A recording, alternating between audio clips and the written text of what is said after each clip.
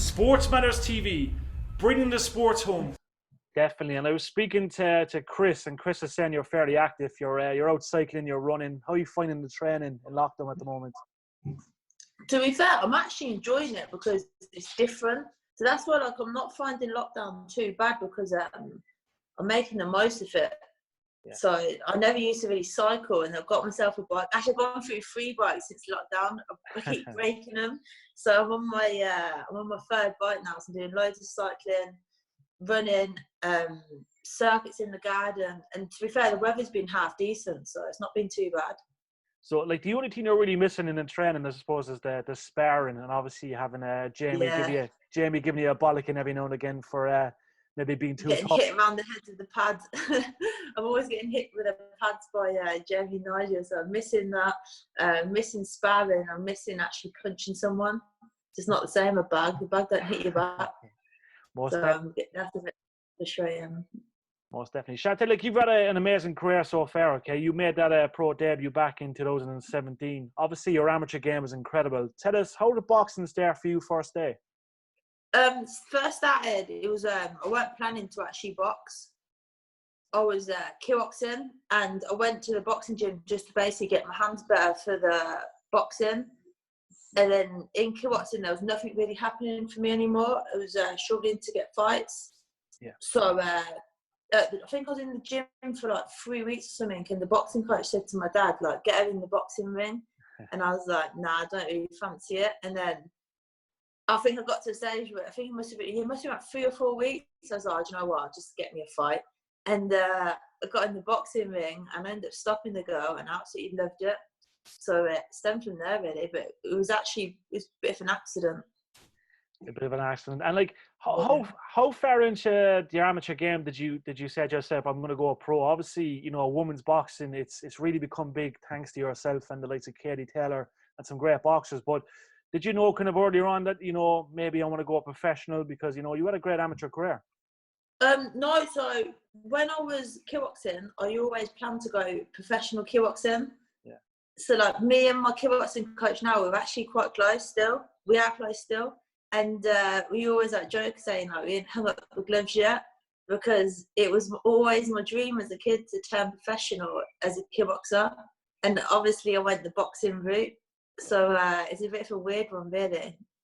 And, like, in regards to kickboxing, obviously, you know, I think I grew up watching Mr. Jean-Claude Van Damme.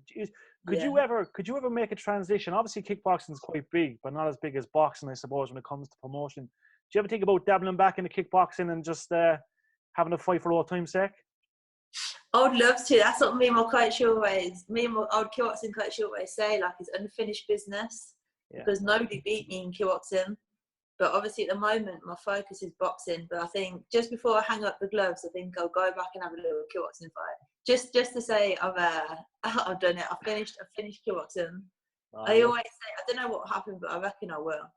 Hopefully, I'd love to see that. And when you turned pro, obviously that was a big thing for you. You know, back in 2017, making, you know, that pro debut. What was it like to make that step up and obviously turn pro? Because, you know, you had the world watching you, because, you know, we all knew about your amateur days and stuff. Obviously, you were happy to make that move and turn pro.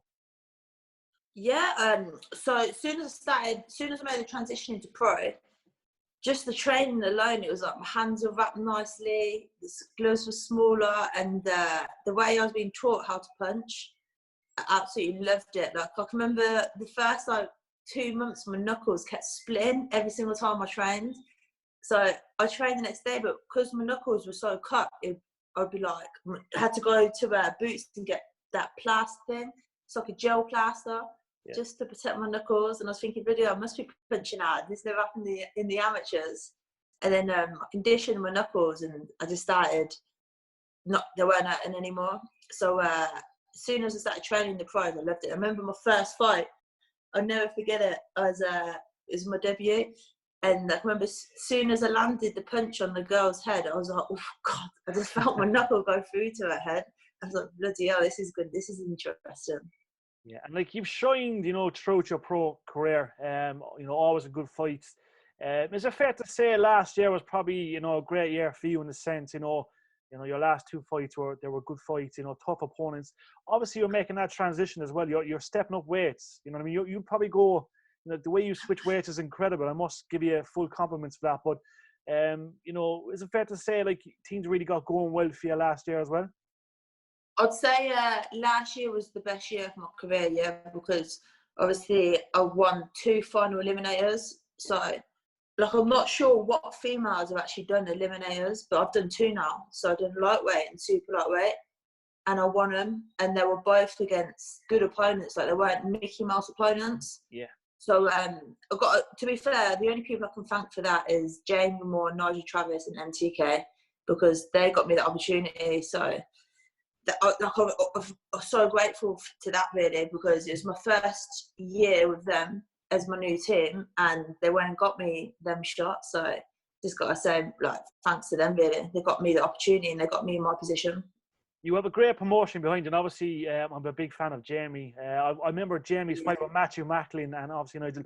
What's Jamie like? Obviously he's a bit of a messer, but he's a grueling coach, no doubt. He puts you through the paces. Oh, geez, yeah, he's really good. Like, he cares for his boxers as well. So he's not just a coach. Like, he like goes out of his way for you. So just like the little things will go out of his way. So he's a bit more than a coach. He's just a good man as well.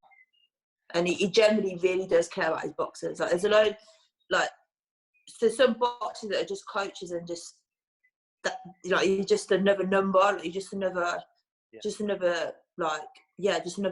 Whereas Jamie, it's more like he don't just take anyone in his stable. Yeah.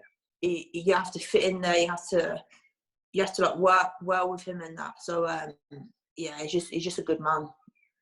How tough are the training camps? You know, we always hear the stories of how grueling they could be for a big fight. Do you love all that kind of stuff? Do you love, you know, being away from home? Obviously, it's not nice being away from home, but you love these grueling training camps. Obviously, you put in the hard work.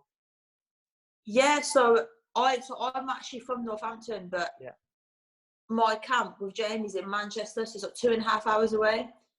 And I do it just because, for me, I think Jamie and Nigel are the best team for me. So I take myself out of my own house and my own hometown and go stay up there for a week, for like 8-10 weeks, just because I think I'm more disciplined up there. I've got better training and I've got a top team. So I kind of made that decision and I've stuck to it as well. Sometimes it's hard because the travelling kills me, especially like on a Monday. I have to get up about 6, 6:30. Get there, train for 10, and I'm like, oh, I'm knackered. But Jamie doesn't have me spamming on Mondays anymore. He knows I'm too tired. That's good. That's a good coach. Yeah. And speaking of, obviously, we're in a tough time at the moment. COVID-19 is obviously restricted the boxing world, you know, the MMA world. Obviously, there was a lot of plans for you this year. You know, we still don't know what's going to happen. We still don't know if sports will be back, you know, towards the end of the year. But would it be fair to say you know, there would have been a world title shot this year for you? Because, you know, you had the eliminators. It was obviously going to happen. It was going to be big. Yeah, the world title shot is coming. Like, it's due to happen. It was talked about and it was going through the motions, but obviously Corona can cause a delay. Yeah, it's unfortunate. Like, it's as you say, no one knows what's going to happen. We don't know if we're going to see boxing in the UK or in the States back before the end. Yeah, nobody knows. That's the thing. So I'm just using the time to just be better all rounder. So I think that I'm not dwelling on it. Like, obviously I've worked hard for my world title shot, but lives are in danger at the moment and people are dying. So I don't think a world title shot actually matters. I'd rather that my family is safe, my friends are safe, and it's like safe to box again. And obviously I think the world title shot's going to come. So I'll just be patient and just bide my time. No, we appreciate that. And it's obviously it's keen to be safe. Now, we have to speak about one thing. Like, the way you step up weights, I always admire you for that, because I know, you know, you earned, you've earned your reputation. You're, you know, a fantastic boxer. We know Katie Taylor was a fight that you wanted, but obviously Katie was doing her thing. You made a step up in weight. You don't care who you face. You're ready for anyone, and it's fair to say that. Oh, 100%. I don't care who I face. Like, 2 arms, 2 legs. I just love to fight. I generally just love to fight. So to me, I don't really I want the big fights because I feel like I've proved myself now for them big fights as well. and I want to get myself on the platform where I'm going to be one of the big names along with them. So I fight anyone as long as it's in a reachable weight division for me. Then I'd fight anyone.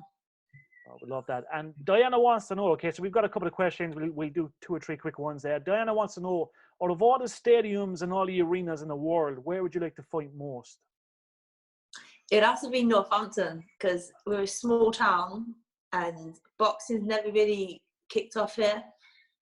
And I'm so grateful for like my family and friends that travel to Scotland, London, all over really to come watch me box. So as amazing it will be to box in New York, anywhere in America really, the O2, Wembley. It would always be Northampton to me. I love that. Brian wants to know, out of all the people, you know, you've obviously had that kickboxing, like the kickboxing background, and obviously, you know, a huge boxing background now. Who inspired you growing up? Anyone in particular that inspired you to fight? So Jackie Chan and Bruce Lee, because Awesome. I used to watch, and Buffy the Vampire Slayer as well. It used to be, awesome. yeah. I used to be obsessed with watching that series. So it would be them, but out of female fighters, I actually always looked up to Katie, and it'd be Ronda Rousey. Even though she's MMA, I loved her attitude, like the way she was like, just didn't give a flying fuck, really. Yeah, she didn't. She still doesn't.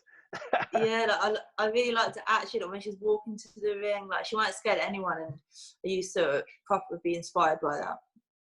Now, speaking of Ronda Rousey, that was one of the questions that was submitted. Obviously, WWE's in the UK a lot. Do you ever reckon you can go down that wrestling role and be like a Ronda Rousey and, you know, make a lot of money through the wrestling maybe in a couple of years? See, I want to learn how to wrestle because I think if I learn how to wrestle, then I'd have a go at MMA. Some small gloves that make me want to have a go because it's like bare knuckle almost. Yeah. So if I learned how to wrestle and I was half good at it, 100% I'll go into MMA.